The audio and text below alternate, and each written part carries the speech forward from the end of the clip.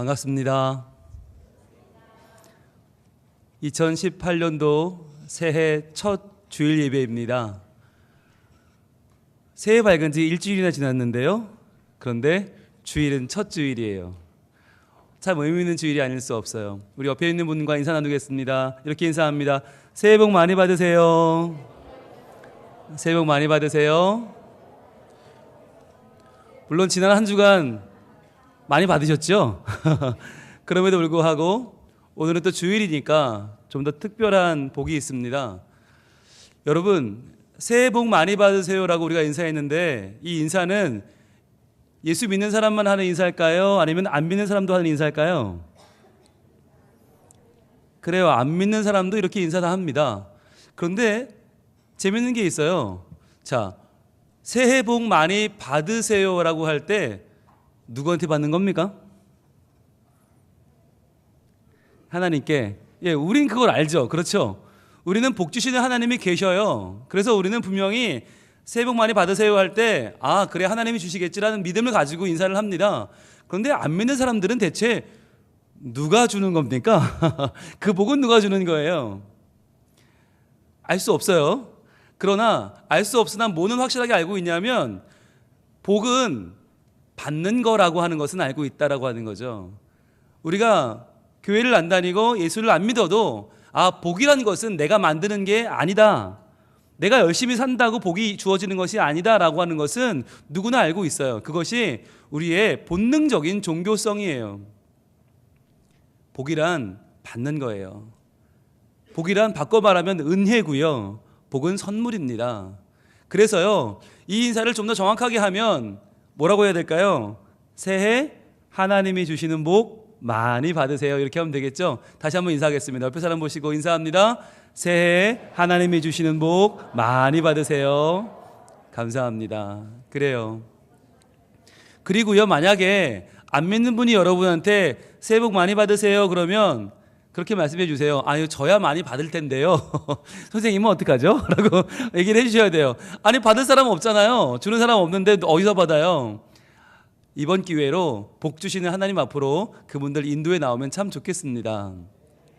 오늘은 2018년도 우리 성민교회의 주제, 표 말씀을 나누는 아주 중요한 날입니다. 올 1년 동안 우리 교회가 어디에 초점을 맞출 것인가, 어디에 중심을 두고 우리 교회가 기도해 나갈 것인가, 우리 교회의 열심을 모을 제목은 무엇인가 하는 것을 오늘 나누겠습니다. 오늘 2018년도 새로운 주제를 나누기 전에 한 시를 소개합니다. 아주 유명한 시인데요. 정현종 시인의 방문객이라고 하는 시입니다. 방문객, 정현종. 사람이 온다는 건 실은 어마어마한 일이다. 그는 그의 과거와 현재와 그리고 그의 미래와 함께 오기 때문이다. 한 사람의 일생이 오기 때문이다. 부서지기 쉬운, 그래서 부서지기도 했을 마음이 오는 것이다. 그 갈피를 아마 바람은 더듬어 볼 수 있을 마음, 그 내 마음이 그런 바람을 흉내낸다면 필경 환대가 될 것이다. 이런 시예요. 여러분 아마 다 들어보셨을 거예요. 이 방문객이라고 하는 시는 우리에게 한 사람의 의미를 다시 한번 깨닫게 해줍니다. 여러분, 한 사람 귀합니까? 우리 이렇게 여러 명 있는데 한 사람 빠진다고 티 나겠습니까? 한 사람 더 온다고 달라지겠습니까? 우리는요, 한 사람에 대한 가치를 많이 잊어버리고 살아요. 워낙 바쁜데 할 것도 많은데 한 사람 더 오고 덜 오는 것이 그렇게 중요하다고 우리는 한 사람을 별로 잊어버리고 살아요. 그런데요, 그 한 사람이 온다는 게 어떤 일이라고요? 실로 어마어마한 일이라고요. 왜냐하면 그의 과거와 현재와 미래가 함께 오는 거라고요. 우리가 오늘 바라보는 그 사람의 얼굴, 그 사람의 상황이 다가 아니고요. 그 사람이 지금까지 살아왔던 모든 기쁜 날들, 슬픈 날들, 아팠던 날들, 회복한 날들, 그 모든 과거가 한꺼번에 오는 것이고요.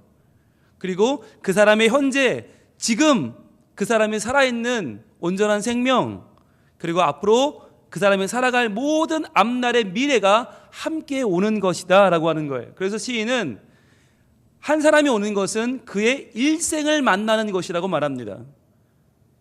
즉 한 사람의 일생, 온전히 하나님이 자기 형상대로 빚어주신 그 한 사람은 얼마나 귀중한 사람인가. 그 한 사람의 가치, 그러나 우리가 그 한 사람의 가치를 모르고 함부로 대하고 쉽게 평가하고 쉽게 정죄해버리니까 그 마음이 너무나 부서지기 쉽고요. 그래서 아마 부서졌을 거예요.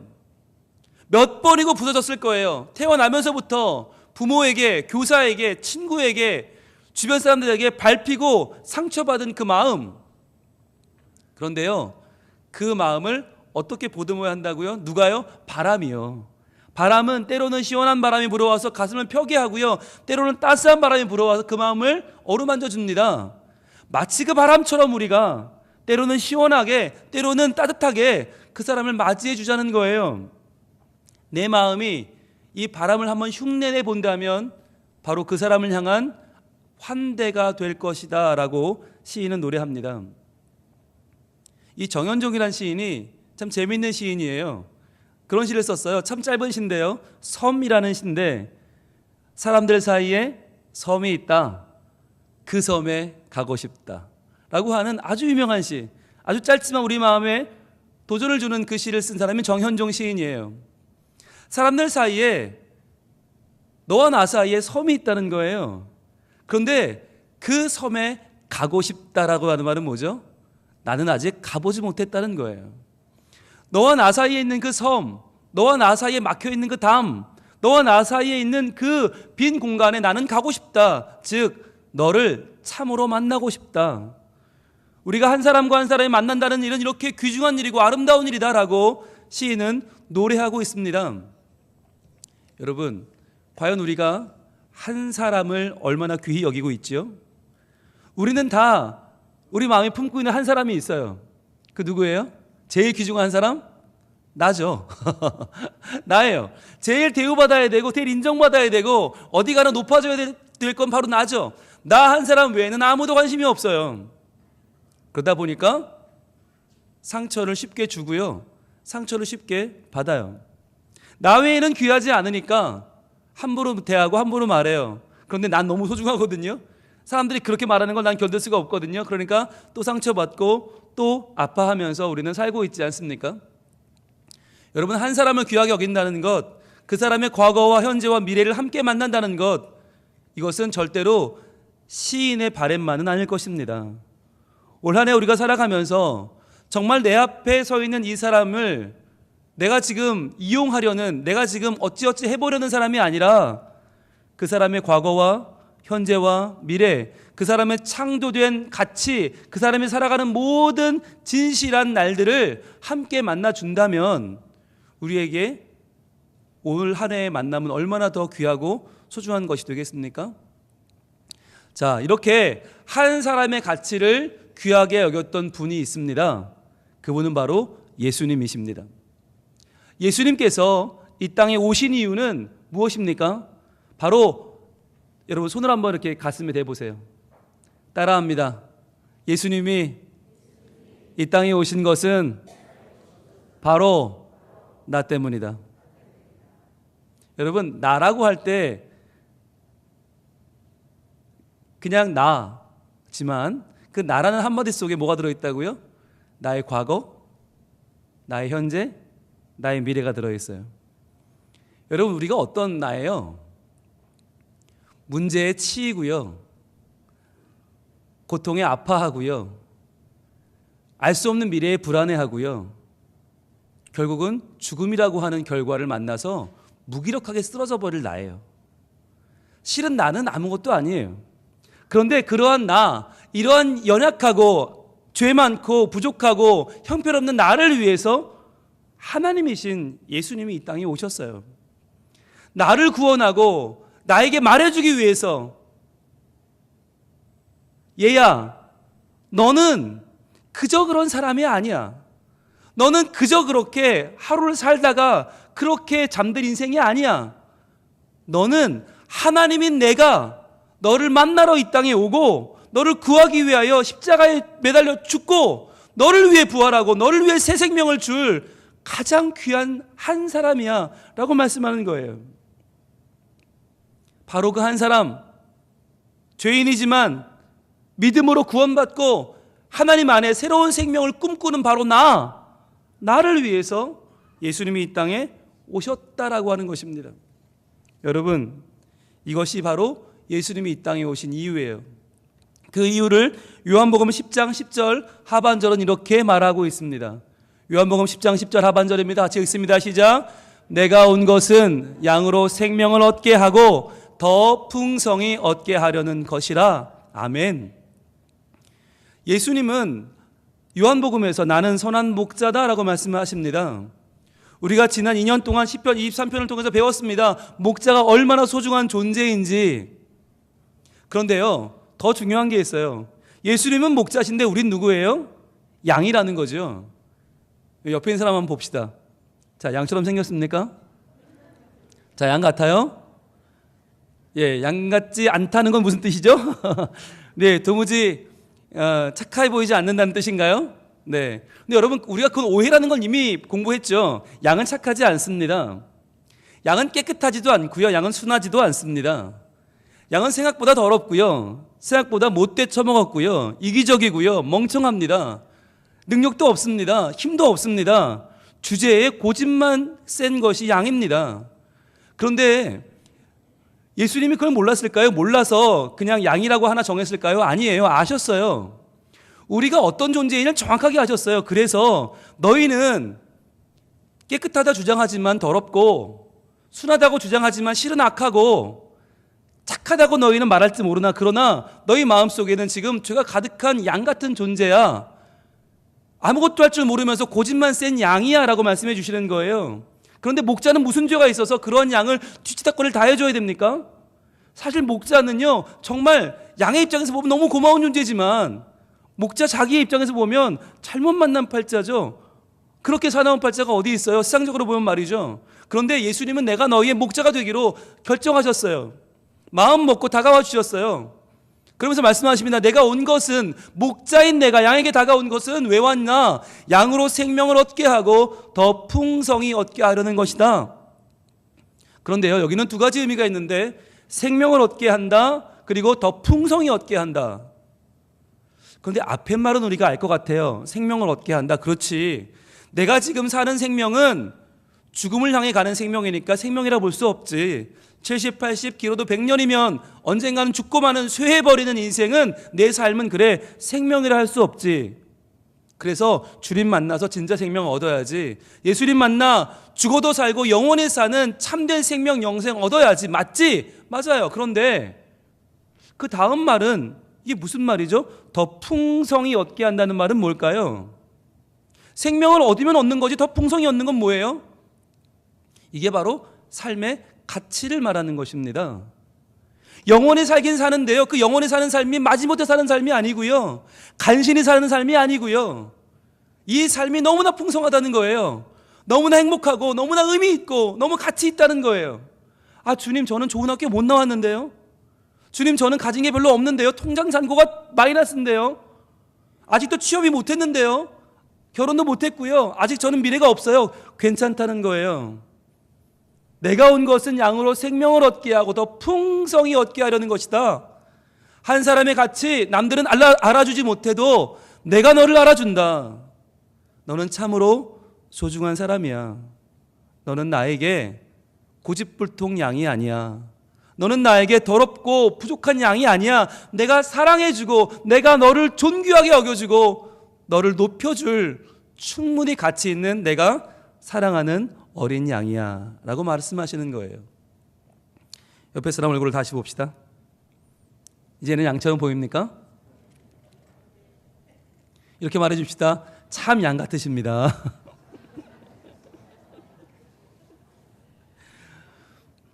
여러분, 이제 이 뜻을 알고 보니까 별로 기분이 나쁘죠, 막.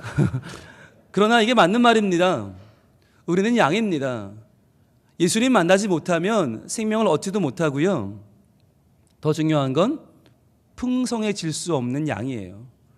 풍성의 생명을 누리기 위해서 우리는 예수님 만나야 되는데, 그렇다면 풍성한 삶을 산다는 것이 뭔가? 우리가 어떻게 살면 더 풍성하게 살 수 있는가?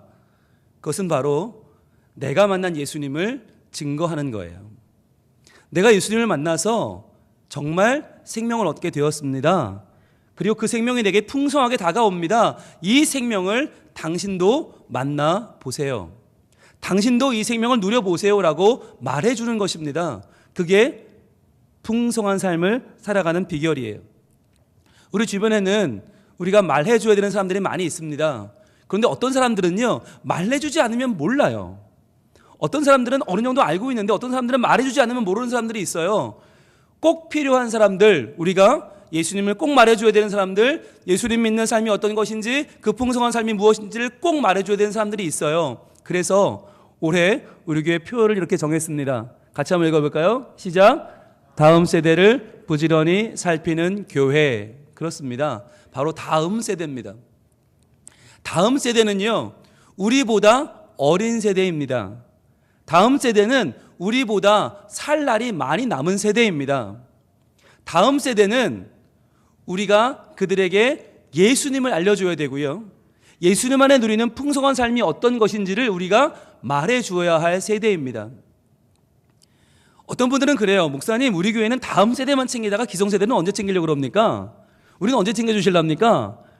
여러분, 오해세요. 교회를 둘로 나눠서 어디부터 어디까지는 다음 세대, 어디부터 어디까지는 기성세대가 아니에요. 여러분, 나는 누군가에게 다음 세대예요.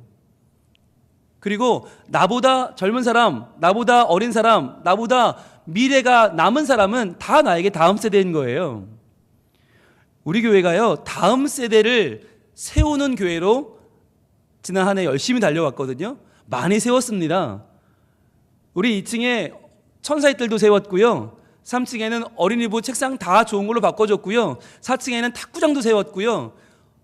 학생들 레슨도 다 해주고 있고요. 이제 오죽하면 교육관도 새로 세우고 있잖아요. 함께 지어져가는 건축, 이제 교육관 지어지면 교육교를 위한, 다음 세대를 위한, 우리 모두를 위한 공간이 더 많아집니다. 재밌는 것은요, 다음 세대를 세우자 그랬는데 지난 한 해 동안 어른들이 많이 늘었어요. 소위 기성세대가 많이 늘었어요. 왜일까요? 다음 세대에 집중하고 다음 세대를 세우면 다음 세대만 서는 것이 아니에요. 다음 세대를 세워야 하는 기성세대가 더 바로 서요. 왜냐하면 그들을 잘 먹이려면, 잘 이끌어주려면, 잘 주님과 연결시켜 주려면 우리가 먼저 건강해야 되거든요. 우리가 먼저 바로 서 있어야 되거든요. 우리가 먼저 신앙이 바로 잡혀야 우리가 다음 세대 세울 수 있거든요. 그래서요, 우리 건축도 지금 멋지게 해내고 있고요. 교육도 선교도 봉사도 예배도 훨씬 좋아졌어요. 그래서요, 저는 올해 꿈을 꿉니다. 우리가 다음 세대에게 너희가 하나님의 주인공이라고, 하나님의 사람이라고, 너희가 정말 귀한 한 사람이라고 말해줄 때 그들만이 아니라 우리 모두가 다시 한번 하나님 안에서 참으로 귀한 한 사람이 될 줄로 믿습니다. 여러분, 우리는요, 다 과거가 있고요, 현재가 있고 미래가 있어요. 그럼 다음 세대예요. 다음 세대란 우리의 과거였죠. 그런데 그들은 지금 우리의 기쁨이고 보람이기도 합니다. 현재죠. 게다가 그는 우리의 미래이기도 합니다. 다음 세대는 우리가 사랑해야 되고 인도해야 되고 이끌어줘야 될 우리의 올 한 해 가장 중요한 대상이기도 하고요. 또는 우리와 함께 살아가는 우리의 가족이기도 합니다. 여러분, 적어도 우리는 그런 말 많이 하잖아요. 아이고, 좋은 때다. 좋은 때다. 야, 내가 10년만 젊었으면, 야, 이런 말 많이 하잖아요. 그런데 그렇게 좋은 때면 그들이 예수님 알게 해줘야 되지 않아요? 그렇게 좋은 때에 예수님 안에 풍성한 삶을 누려야 되지 않습니까? 그들이 그냥 교회만 나오는 게 아니라 하나님을 마음으로, 그 삶으로 만나고 예수님이 나를 위해 죽으시고 부활하시고 나를 위해 매일매일 함께 하신다는 걸 깨달아야 되지 않습니까? 적어도 우리 다음 세대가 우리보다는 예수 잘 믿어야 되지 않습니까? 그렇다면 어떻게 하면 다음 세대가 예수를 잘 믿을 수 있도록 우리가 도와줄 수 있을까? 오늘 본문 보겠습니다. 잠언 27장 23절 말씀입니다. 같이 읽겠습니다. 시작. 내 양떼의 형편을 부지런히 살피며 내 소떼에게 마음을 두라. 아멘. 자, 이제 양은 우리라는 걸 알게 되었어요. 그런데 양떼라고 합니다. 양떼, 너희가 만나는 여러 양들, 즉 우리에게 양들은, 우리는 예수님의 양이지만 우리의 양들은 누구입니까? 우리의 자녀들일 수도 있고요, 우리 교회 학교일 수도 있고요, 나보다 어리고 나보다 젊고 나보다 살 날이 많이 남은 모든 사람들이 바로 나의 양떼입니다. 그런데 그 양떼의 형편을 부지런히 살펴라 하시는 거예요. 여기서 형편이라고 번역된 히브리 원어는 파님이란 단어예요. 파님. 근데 파님이 뭐냐면 얼굴이에요. 얼굴을 살피라는 거예요. 얼굴을 살펴라. 자, 그럼 얼굴을 살피면 뭐가 나오죠? 얼굴에는요, 사실 우리의 감정과 우리의 복잡한 심경이 다 나와요. 참 알 수 없는 것은 얼굴, 눈, 코, 입이 뻔하게 생겼는데 표정은요, 수십만 가지가 나와요. 수백만 가지가 나와요. 행복한 표정을 지어도 정말 행복한 건지, 아니면 그냥 행복하다고 해주는 건지, 행복하고 싶은 건지가 다 담겨있는 게 우리 표정 아닙니까? 얼굴 아닙니까? 얼굴을 살펴라는 거예요. 얼굴을. 우리의 다음 세대들, 또는 우리 자녀들, 우리 교회에서 만나는 교우들, 나보다 젊고 나보다 미래가 있고 나보다 살 날이 많이 남은 사람들을 만날 때 그들의 얼굴을 잘 살펴라. 그러면 그 얼굴에서 뭐가 느껴져요? 그들의 마음과 그들의 고민과 그들의 기도 제목이 느껴지는 거예요. 자, 그러면 형편을 부지런히 살펴라. 부지런히 살핀다는 말은 뭐냐? 이 말이 재미있는 말인데요, 우리말은 부지런히 살피며 두 말이 다른 말이잖아요. 그런데 히브리 원어에는 똑같은 말을 반복해 쓰고 있어요. 바로 야다라고 하는 말인데, 야다는 안다는 말이에요. 우리말로 안다. 이 야다란 말을 두 번 썼어요. 두 번 반복해 쓴 말이 부지런히 살핀다는 말이에요. 즉 알고 또 안다는 거예요. 알고 또 안다. 자, 그러니까 그냥 자녀의 모습을, 다음 세대의 모습을 지나다니면서 저렇구나, 얼굴에 뭐가 있네 라고 아는 게 아니라 알고 또 알고 또 알고 또 알고 반복해서 아는 것이 부지런히 살핀다라고 하는 말이에요. 게다가 야다라고 하는 이 안다는 말은요, 굉장히 체험적인 말입니다. 지식적인 말이 아닙니다. 살면서 알게 되는 것이에요. 부딪혀서 알게 되는 것이 야다예요. 우리의 자녀들과 계속 부딪혀 봐라 라고 하는 거죠. 그래서 그들의 꿈이 뭔지, 그들의 고민이 뭔지, 그들이 바라고 있는 것이 무엇인지를 계속 부딪혀 봐라. 그래서 알아가라 라고 하는 것이 야다, 부지런히 살핀다는 말의 의미입니다. 여러분, 얼마나 다음 세대와 부딪히고 계십니까? 에이, 목사님, 제가 얼마나 바쁜지 아세요? 제가 얼마나 할 일이 많은지 아세요? 그러나 올 한 해 우리에게 가장 중요한 것은요, 바로 나의 다음 세대, 내가 이끌어줘야 하고 내가 그 사람의 믿음을 리드해줘야 되고 그 사람의 믿음을 채워줘야 될 한 사람을 만나는 것이에요. 그래서 그 얼굴을 살펴주는 것이에요. 그리고 부지런히 그 사람을 알고 또 알아주는 것이에요. 그러기 위해서 우리가 본당 앞에 다음 세대 표를 붙여 놓았습니다. 다음 세대 표, 가장 본당 들어올 때 가장 요충지죠. 누구나 다 지나다야 되는 가장 중요한 길목에 다음 세대 얼굴이 붙어 있습니다. 이름이 붙어 있고요. 이제 거기에 나이도 써놓을 거예요. 몇 세 또는 몇 학년, 그 아이의 꿈은 뭐고요, 바람은 뭐고요, 기도 제목은 뭐고요, 다 붙여놓을 거예요. 지금도 붙어 있지요. 여러분 보시면서 뭐 하라는 겁니까? 알아주라는 겁니다. 알아주고 또 알아주라는 겁니다. 그래서 우리 교회가요, 새해에는 더 많은 다음 세대들의 웃음소리로 가득 차면 좋겠습니다. 작년에 우리가 많이 세웠습니다. 다음 세대를 부지런히 세우는 교회가 되자. 그런데 많이 세웠지만 그 시설로는요, 부흥되지 않습니다. 그건 기본 중에 기본입니다. 그 위에 우리가 한 명의 한 명의 마음을 알아주고 보살펴주고 살펴주는 마음이 필요합니다. 그래야만 그들을 하나님의 위대한 다음 세대로 키워나갈 수 있는 것입니다. 우리 한국교회에 원로 중에 원로라고 불리우던 분이 계십니다. 방지일 목사님이십니다. 방지일 목사님은 3년 전에 104세를 일기로 별세하셨습니다. 104세 어마어마하죠. 그분은 살아있는 한국교회의 역사였고요. 한국교회에 살아있는 원로셨어요. 104세 돌아가시기 직전까지도 모든 우리 교단 행사에 다 참여하셨어요. 우리 통합교단 영등포교회의 원로 목사님이십니다. 근데 그 방지일 목사님이 항상 하시는 얘기가 있어요. 내가 예수님을 믿고 신앙 갖게 된 것은 다 우리 할아버지 덕분입니다 라고 말합니다. 그런데 할아버지가 예수 안 믿었거든요. 그럼 무슨 말씀일까요? 한국교회 최고 원로 목사님이 내가 할아버지 덕분에 예수 믿었다. 할아버지는 교회 안 다녔어요. 할아버지는 북한의 평안북도 선천에 사셨는데 방씨 문중의 종손이었습니다. 그러니까 1년 내내 제사만 치르는 거죠. 종중의 대표였어요.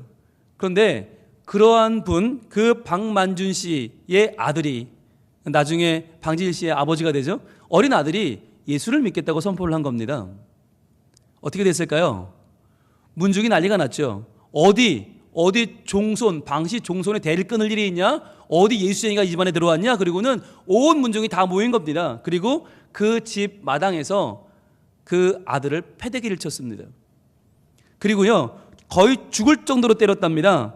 물을 뿌리며 패고요. 기록에 보면 붙들어 놓고 패고요. 하루 종일 죽지만 않을 만큼 팼답니다. 그런데 그렇게 패면서 호적에서 파내겠다고 그렇게 협박을 하는데 그때 죽어가는 아들의 눈에서 그 아버지 박만준 씨가 뭘 봤냐면, 뭘 살폈냐면, 아, 이 아이는 그냥 이러다 죽겠구나라는 걸 본 거예요. 이 아이는 마음을 바꾸지 않는구나. 아, 예수가 누구지는 모르겠지만 이 아이는 지금 내 아들은 예수를 믿느라 예수 때문에 죽겠구나. 죽어도 이 아이는 포기하지 않겠구나. 그걸 본 거예요. 그럼 어떻게 했을까요? 아버지가 그 종손이 다 문중들을 물렸습니다. 그리고는 얘기했습니다. 우리 그만합시다. 그리고 내가 한 가지 제안을 합니다. 제가 종손을 내려놓겠습니다. 제가 이곳을 떠나겠습니다.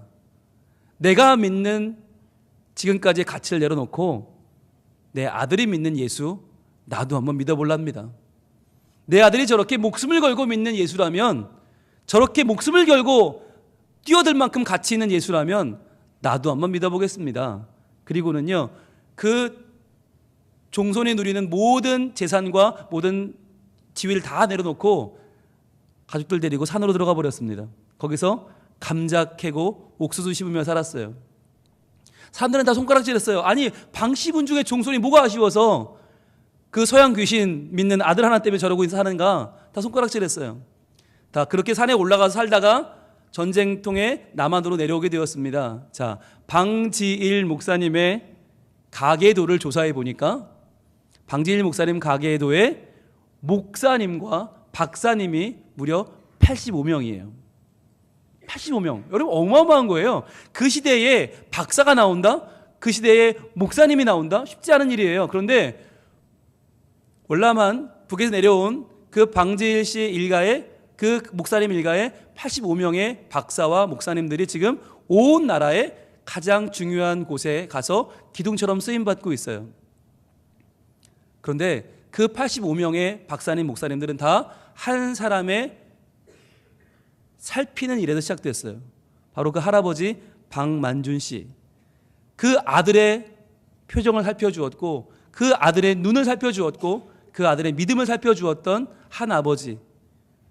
가문의 종손 자리도 내려놓고 모든 재산도 뒤로 하고 모든 그동안 쌓아왔던 업적과 가치를 다 내려놓고 예수를 선택했던 그 한 사람의 아버지의 선택이 이러한 한국 교회를 움직이는 원로 목사님을, 그리고 이 시대를 움직이는 수많은 이 시대의 거목들을 만들어낸 것입니다. 여러분, 저는 꿈을 꿉니다. 우리가 방지일 목사님의 할아버지였던 박만준 씨처럼 우리의 자녀들을 살핀다면, 그들의 얼굴을 부지런히 살펴준다면, 알고 또 알아준다면, 우리 다음 세대들을 잘 길러낸다면, 여러분, 이러한 일이 왜 벌어지지 않겠습니까? 나 한 사람을 통해서 85명, 아니 그 이상의 더 많은 하나님의 사람들, 이 땅을 변화시키는 온전한 믿음의 리더들이 더 많이 생겨나기를 원합니다. 그래서 그들이 우리 교회를 채우고, 우리 부산을 채우고, 대한민국을 채우고, 세계를 채워서 하나님의 나라, 그 위대한 하나님의 꿈을 이루어가는 우리 성민 가족들이 될 수 있기를 바랍니다. 그러기 위해서는 우리가 함께 바뀌어야 됩니다. 어떻게 해요? 바로 이런 교회가 되어야 합니다. 우리가 꿈꾸는 교회, 그냥 사람 많은 교회 아니고요, 헌금 많이 거치는 교회 아니고요, 유명한 교회 아니고요, 바로 진정한 예배가 숨쉬는 교회, 주님이 정말 주인 되시는 교회, 믿음의 기도가 쌓이는 최고의 찬양을 드리는, 그리고 사랑으로 다음 세대를 세워가는 바로 그 교회, 다음 세대의 얼굴을 살펴서 그들의 사정을 알아주는 교회, 그들이 예수를 잘 믿을 수 있도록 예수님께로 인도해 주는 교회, 바로 내가, 바로 우리가 그런 교회가 될 수 있기를 축복합니다. 찬양하겠습니다. 주여, 우리가 이런 교회 되게 하여 주시옵소서. 진정한 예배가 숨쉬는 교회, 주님이 주인 되시는 교회, 믿음의 기도가 쌓이는 교회, 최고의 사랑을 드리는 말씀이 살아 움직이는 교회, 성도의 사랑이 넘치는 교회, 성님과 헌신이 기쁨이 되어 열매에 있는 아름다운 교회, 주님의 마음 닮아서 이웃을 사랑하는 교회, 주님의 영광을 위해서 빛 대신 주님 전하는 교회,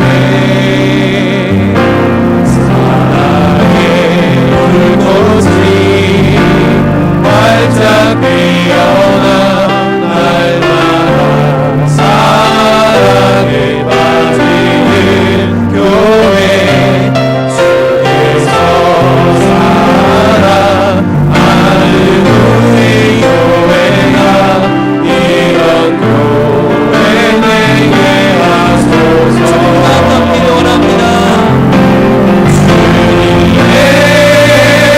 마음 닮아서 이웃을 사랑하는 교회, 주님의 영광을 위해서 빛 되신 주님 전하는 교회,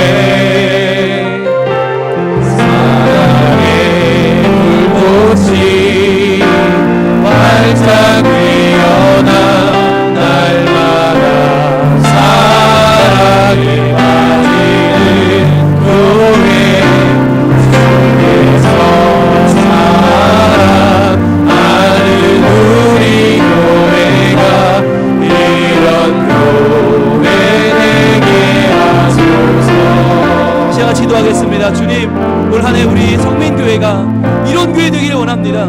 주님 앞에 바른 예배를 드리는 교회, 정말 중요한 것이 무엇인지를 아는 교회, 그래서 다음 세대에게 한 사람의 가치를 전하는 교회, 한 어린아이를 안아주고 한 청소년을 끌어안아주고 한 청년에게 미래를 보여주는 교회, 그들을 위해 목숨을 바쳐주신 예수님이 어떤 분인지를 알려주는 교회, 그래서 우리 교회가 다음 세대가 풍성하게 발전하고 성숙해지는 복된 교회가 될 수 있도록 주님 인도하여 주옵소서. 주여 한번 기도하겠습니다. 주여,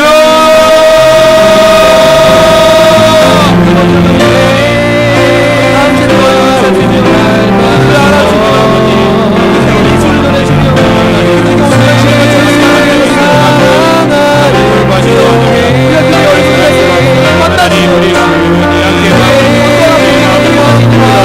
어떠한 즐거움이 만나주게 하여 주옵소서. 만나주게 하여 주옵소서. 그들을 즐거하게 하여 주옵소서. 아버지, 그만 보고 있는 게 아니라 그래 갖고 마는 교회가 아니라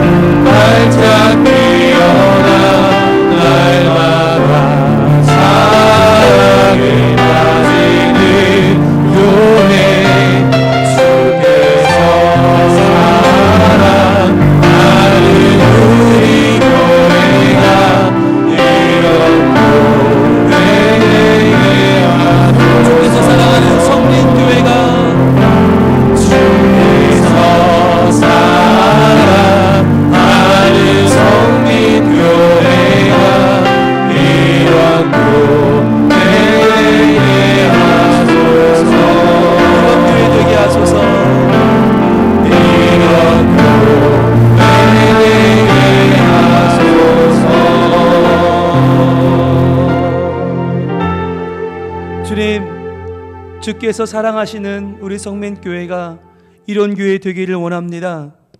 주님의 마음 닮아서 우리 다음 세대에게 우리 주님을 전해주는 교회, 사랑하는 교회, 주님의 영광을 위해서 빛 되신 주님을 마음껏 증거하고 그 사랑을 나누고 함께 행복해지는 교회, 그리하여 다음 세대가 더욱더 많아지고 더욱더 그들을 살펴서 그들이 하나님 안에 마음껏 신앙생활을 하고 신앙이 전수되어 모든 가정마다 우리의 자녀들이 예수를 더 잘 믿고 예수님을 더 증거하는 복된 가정들이 되게 하여 주옵소서. 주님, 사랑의 불꽃이 활짝 피어나서 날마다 사랑에 빠지길 원합니다. 우리 교회 유치부, 어린이부, 청소년부, 청년부 모든 부서가 날마다 사랑에 빠지게 해주시고, 또한 우리 하나님 안에 있는 모든 성민 가족들이 매일매일 주님을 더 사랑하고 그 사랑에 감격하며 기뻐하는 복된 예배 가운데 은혜 받게 하여 주시옵소서. 우리의 모든 삶을 주님 하나님이 살펴주실 줄로 믿습니다. 우리는 하나님의 양이요, 또한 우리는 다음 세대를 이끌어가는 책임이 있습니다. 주여, 사랑받은 것처럼, 보살핌 받은 것처럼 우리도 사랑하고 보살펴 주며 우리 다음 세대에게 예수님을 전해주는 우리 성민 가족들이 다 되게 하여 주시옵소서. 그래서 올 한 해 다음 세대를 부지런히 살필 때에 우리 교회가 하나님 안에 더 성숙해지고 성장하고 부흥하고 발전하는 놀라운 하나님의 상급이 가득 차는 행복한 교회, 행복한 우리 성민교회가 되게 하여 주시옵소서. 예수님 이름으로 기도합니다. 아멘.